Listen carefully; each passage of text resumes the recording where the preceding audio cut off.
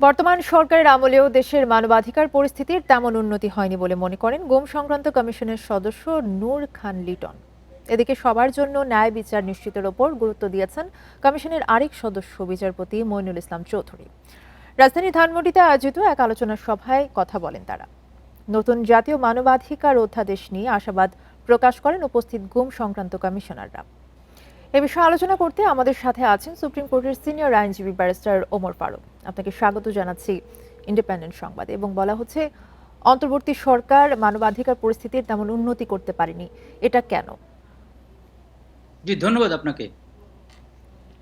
আমি মানবাধিকার পরিস্থিতির উন্নতি করতে পারিনি যেমনটি সত্য, তেমনটি আমরা এই আগস্টের পরে মানবাধিকার পরিস্থিতির তুলনামূলক অবনতিও হয়নি। আমরা যদি কম্পেয়ার করি 16-17 বছরের গুম খুন এবং এক্সট্রা জুডিশিয়াল কিলিং এর সাথে যদি তুলনা করি,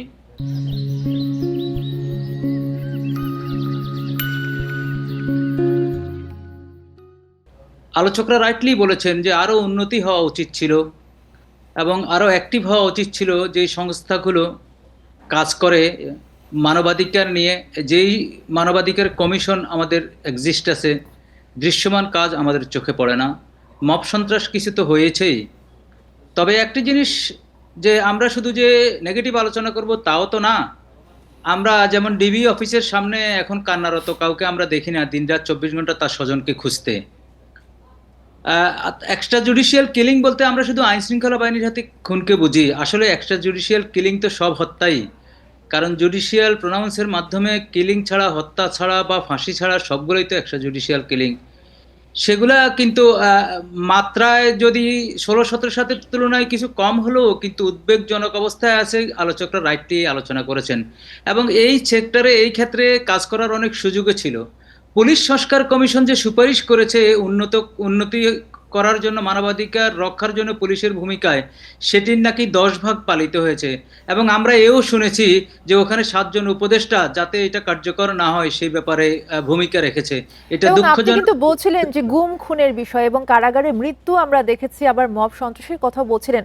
এই যে কারাগারের মৃত্যু, মব সন্ত্রাস, এগুলো নিয়ে আসলে কি ব্যাখ্যা দেবে সরকার? দেখেন, সরকার দায়ী।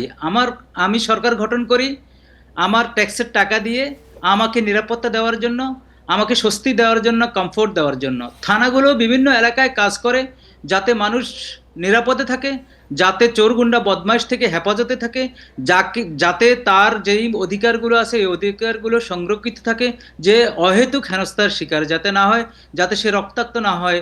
এই কারণেই তো তো এগুলো যেহেতু ফাংশন করে না, এগুলো যেহেতু ফাংশন দীর্ঘদিন ধরে করে না, এগুলার উন্নতি করার জন্যই কমিশনগুলো, বিভিন্ন কমিশন গঠিত হয়েছে। রাষ্ট্রের অনেক টাকা ব্যয়ে তারা রিপোর্টও দিয়েছে, সুপারিশ করেছে, সবকিছু করেছে। আমি জানি না এই সরকারকে আমরা সবার সরকার বলতাম, বলে বলে সবার সরকার বলে বলে সাপোর্টও দিয়েছিলাম, কিন্তু আজকে 19 মাসে তারা ব্যর্থ হয়েছে। তারা কেন ব্যর্থ হয়েছে, কি কারণে ব্যর্থ হয়েছে, অনেকগুলো কারণ তো। আরেকটা প্রশ্ন যদি একটু ছোট করে উত্তর দেন, যে এই সরকারের আমলে আসলে মানবাধিকার কমিশনও কেন সক্রিয় হলো না? এটাই দুঃখজনক। অর্থাৎ যা সক্রিয় হওয়ার কথা ছিল, এই সরকারের কাছে যতটুকু চাওয়ার কথা ছিল, আমি জানি না 10% যদি পার্সেন্টেজের হিসাবে আমরা পেয়েছি কি পাই নাই তা জানি না। তবে আমরা মনে করি যে যেই আশা আকাঙ্ক্ষা, যে ড্রিম, যে আমরা বিষয় চিন্তা করে এই সরকারকে বসিয়েছি, এই সরকারের কাছে যে প্রাপ্তিটা আমাদের ছিল তার অধিকাংশই অধরা রয়ে গেছে। এবং এখন তো রিভিলড হচ্ছে যে ইভেন চাঞ্চল্যকর যে খুনগুলো অতীতে বিচার হয়নি নানাবিধ সেগুলো কারণে। নিয়ে আসলে অনেক প্রশ্ন থেকে যায়। আপনাকে অনেক ধন্যবাদ জনাব ওমর ফারুক আমাদের সাথে যুক্ত হওয়ার জন্য।